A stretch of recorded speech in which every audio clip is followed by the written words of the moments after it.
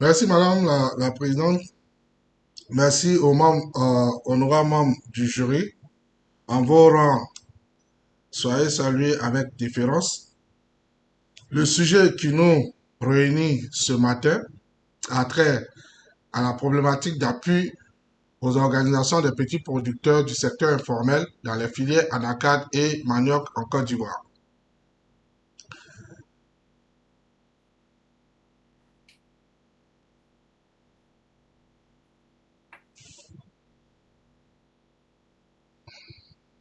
Alors, notre plan va tourner autour de, un plan indicatif va tourner autour de la problématique et questions de recherche, la revue de littérature, la méthodologie, les résultats attendus, les recommandations et une bibliographie.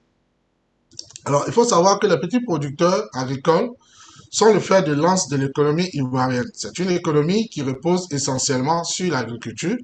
Et les petits producteurs qui sont les maillons clés de cette production et de ces performances-là ne bénéficient pas des retours gagnants en ce qui concerne leur apport et ne peuvent pas bénéficier de services financiers et non financiers. Malheureusement, on constate que ces acteurs-là sont pauvres, leurs revenus ne leur permettent pas de bénéficier des services de santé de base, d'assurer l'éducation de leur progéniture, de même bénéficier aussi de formation pour pouvoir améliorer leur performance. Même si ils ont une certaine résilience, ils peuvent être fragilisés par diverses crises qu'on connaît, qui sont des crises internes et externes, notamment par exemple la crise du Covid, la crise en Ukraine, et même en chez nous, les crises liées au changement climatique et d'autres phénomènes internes. Ils représentent pratiquement 70% de la population en milieu rural et il y a besoin véritablement de voir quelles sont les difficultés qu'ils rencontrent réellement. Alors, d'où est parti vraiment ce thème? C'est que les retours sur terrain, les observations in situ, nous ont permis de faire un certain nombre de constats. C'est que les petits producteurs, les spéculations anacarde et manioc, sont confrontés à un certain nombre de difficultés pour pouvoir avoir accès aux services financiers et non financiers. Ils n'ont pas la connaissance nécessaire, ils n'ont pas les informations qu'il faut qui leur permettent de savoir là où ils peuvent avoir un gain subséquent lorsque ils produisent. Mais en même temps, leur environnement est fait de présence d'un certain nombre de mécanismes qui ne sont pas fiables parce que ces mécanismes n'intègrent pas réellement la question de l'accompagnement sur toute la chaîne. Le modèle organisationnel même auquel ils appartiennent, c'est-à-dire ce sont des organisations fortement hybridées du type familial, informel, ne favorise pas également l'accès aux services financiers et non financiers. Donc, de ces différents constats qui sont présentés comme ça, puisqu'il y en a beaucoup plus, il découle que le vrai problème de ces petits producteurs, c'est l'accès aux services financiers et non financiers. Alors, la question de recherche, l'objectif et l'hypothèse de recherche, euh, au niveau de la question de recherche, nous cherchons à savoir quels sont les facteurs qui peuvent bien expliquer le faible niveau d'accès des petits producteurs aux services financiers et non financiers. Pour nous, l'objectif, c'est de comprendre le paradoxe qu'il y a entre les dispositifs existants et l'utilisation qu'en font les petits producteurs. L'hypothèse générale qui découle de l'état de ce problème principal énonce que le rare recours aux mécanismes de soutien aux petits producteurs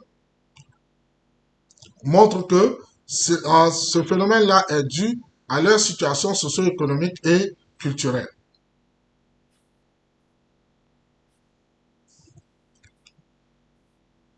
Alors, nous avons essayé de scruter la littérature pour pouvoir mieux cerner la réalité des petits producteurs.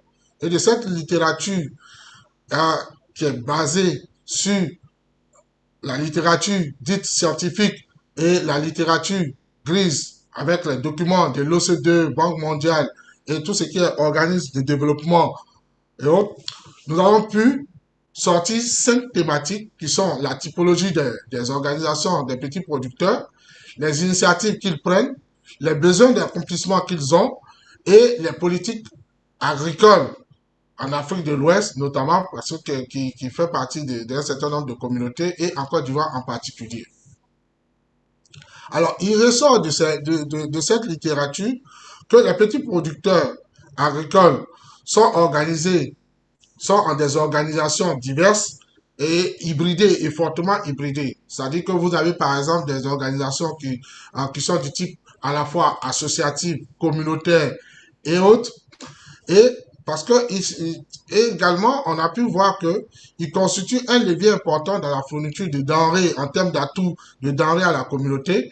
Ils prennent des initiatives en mobilisant par exemple la main-d'œuvre ou des ressources financières pour pouvoir mettre en valeur leurs parcelles, mais au-delà, ils ont des besoins. Donc, ces besoins-là sont des besoins de contractualisation, des besoins de structurer leur organisation et des besoins de mobiliser des ressources. Donc, en somme, ils ont des besoins d'avoir accès aux services financiers et non financiers.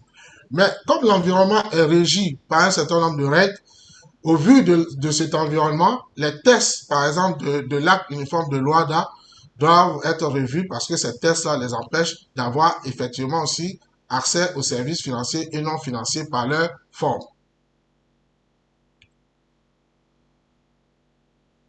La méthodologie de recherche. Alors, la question de savoir quels sont les facteurs explicatifs du faible niveau d'accès des petits producteurs aux services financiers et non financiers, pour nous, il s'agissait de connaître, dans un premier temps, la situation des petits producteurs en fonction d'eux-mêmes, les différences qu'ils ont en fonction des spéculations dans lesquelles ils évoluent, avoir également leur perception. Donc, cette méthodologie nous a permis de combiner un certain nombre de méthodes, c'est-à-dire que la méthode quantitative et la méthode qualitative. Au niveau de la méthode quantitative, nous avons pu sortir un échantillon de 209 petits producteurs. Au niveau de la méthode qualitative, nous avons pu sortir un échantillon de 34 enquêtés, chefs de file, qui sont des leaders, des acteurs institutionnels et également des acteurs de ce que nous appelons des ESOP, c'est-à-dire des entreprises de prestation de services aux organisations de petits producteurs. Donc, la recherche a été mise dans un canevas, un calendrier que nous pouvons appeler un GATT, qui normalement part de l'enquête exploratoire, puisque nous sommes des acteurs du terrain, de l'enquête exploratoire, en passant par la validation même du procédé d'enquête, ensuite par la rédaction de la thèse, et ce travail a fait l'objet de corrections de la part de notre directeur de thèse, que nous saluons au passage, que nous remercions véritablement, ainsi que des différents correcteurs que nous remercions pour leur apport, pour leurs avis qui nous ont orientés. Également, notre remerciements vont à l'endroit de BSI qui a permis également que cette thèse puisse se tenir, notamment le professeur Kalika.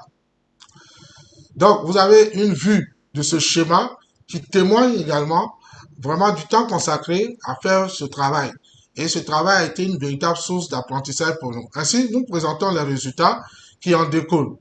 On assiste au niveau de la situation, on assiste à une situation différente en fonction des spéculations en ce qui concerne les acteurs des deux spéculations. Quand on prend la spéculation, par exemple, en ACAD, c'est une spéculation qui est dominée par les hommes. Par contre, la spéculation manioc est dominée par les femmes.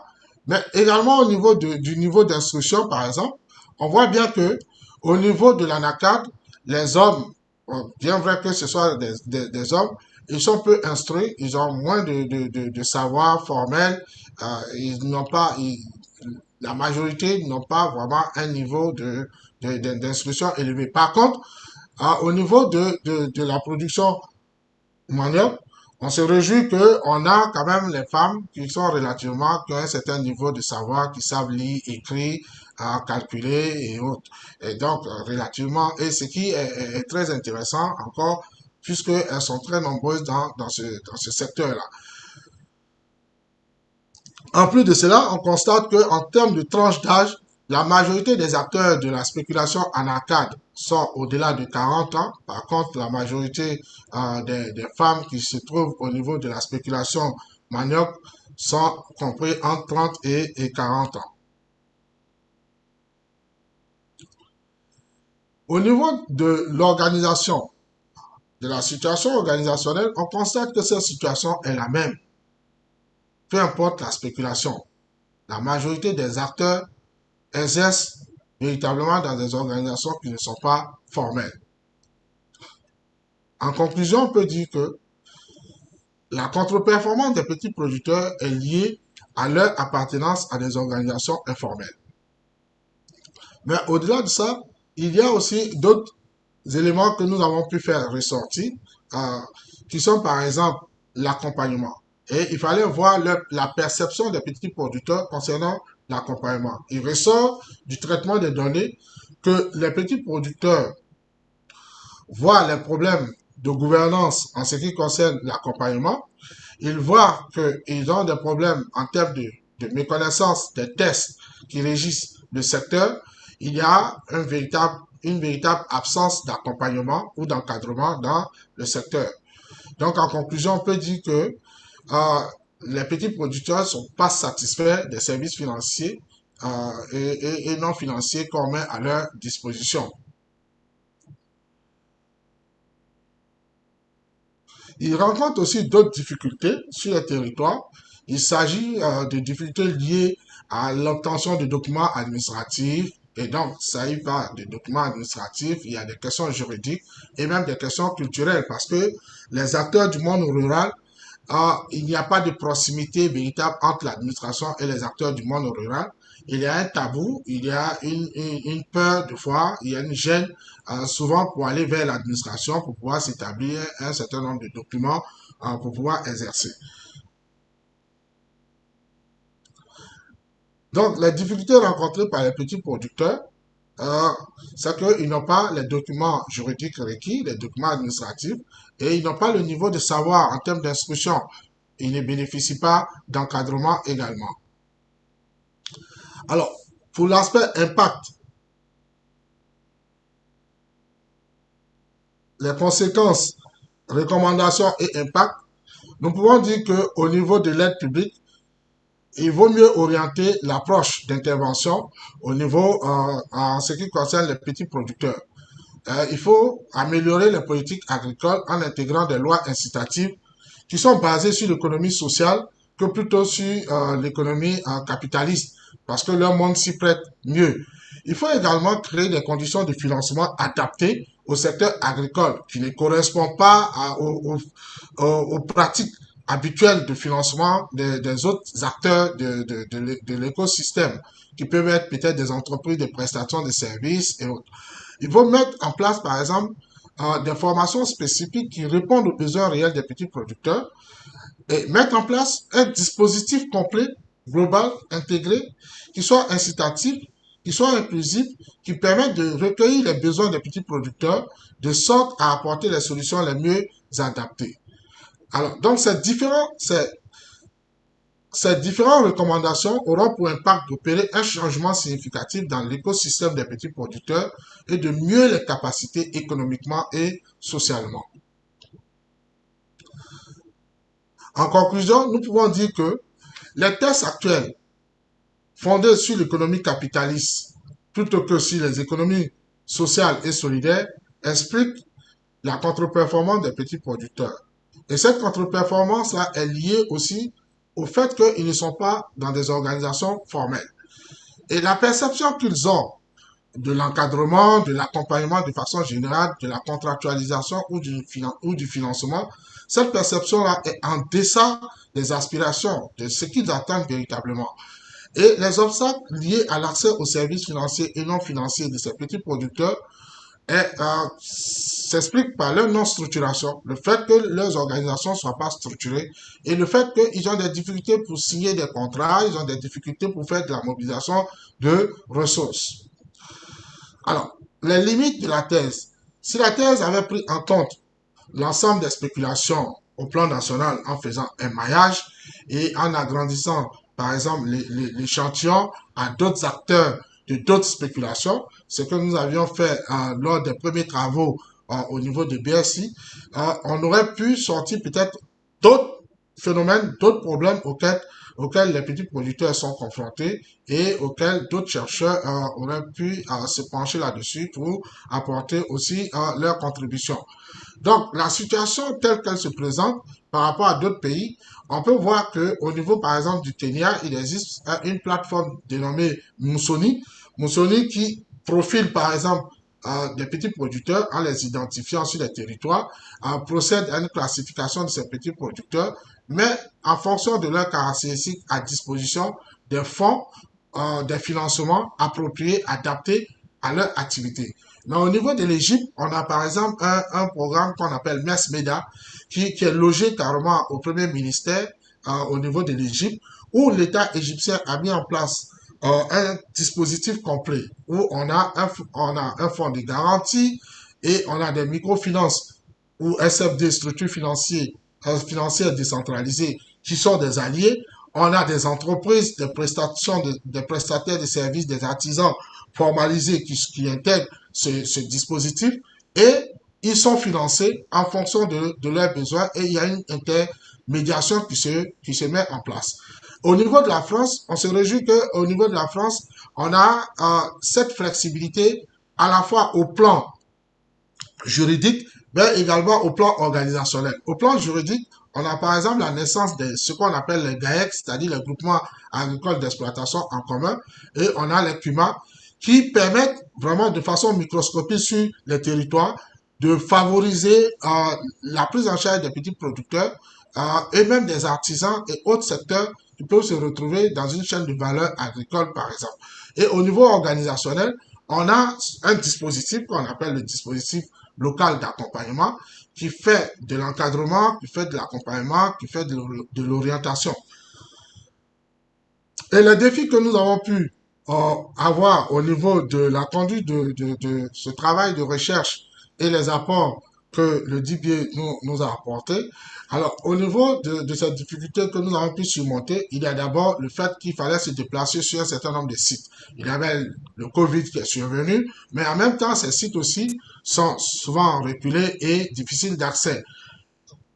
Mais également, il y a aussi la disponibilité de certains acteurs parce que vous savez, ils vivent, il y a de la subsistance, ils doivent partir sur la plantation, ils ont des activités communautaires, de ce qui nous a amené naturellement à revoir notre échantillon de temps en temps, à augmenter l'échantillon de 20% par exemple, pour pouvoir vraiment combler un certain nombre de vides. Mais également, comme on le dit, il y a des limites de l'étude en ce qui concerne l'échantillon. On aurait pu choisir l'ensemble du territoire national en termes de maillage. Maintenant, en ce qui concerne les compétences acquises, le DBA nous a permis véritablement d'améliorer nos savoirs, nos connaissances, nos pratiques en matière de conduite de travaux sur site et autres. Et au plan organisationnel, dit professionnel, le DBA nous a permis, dans un premier temps, de mettre en place un projet, par exemple, de collecte de l'épargne de façon numérisée, où les acteurs avec ce qu'on appelle des terminaux de paiement, pouvoir les identifier et pouvoir collecter leurs épargnes. Mais en même temps, ces épargnes permettent de plus ou moins, on peut dire en griffe, de les bancariser, mais leur permet quand même d'avoir une épargne qui leur, comme capital qui leur permet d'entrer dans un dispositif d'accès aux services financiers et non financiers. Mais en même temps, on a pu mettre en place ce qu'on peut appeler des cartes prépayées sous forme de porte-monnaie électronique pour sécuriser, par exemple, leurs avoirs, pour leur permettre de faire certaines transactions. Alors, nous avons parcouru la bibliographie et cette bibliographie-là, elle part de Anchaud, en passant par le professeur Biolay en ce qui concerne la typologie même des organisations et les questions juridiques au niveau de Tadjoud et Kay et même au niveau de la spéculation manuelle. Sur ce, je voudrais vous dire vraiment merci pour votre aimable attention.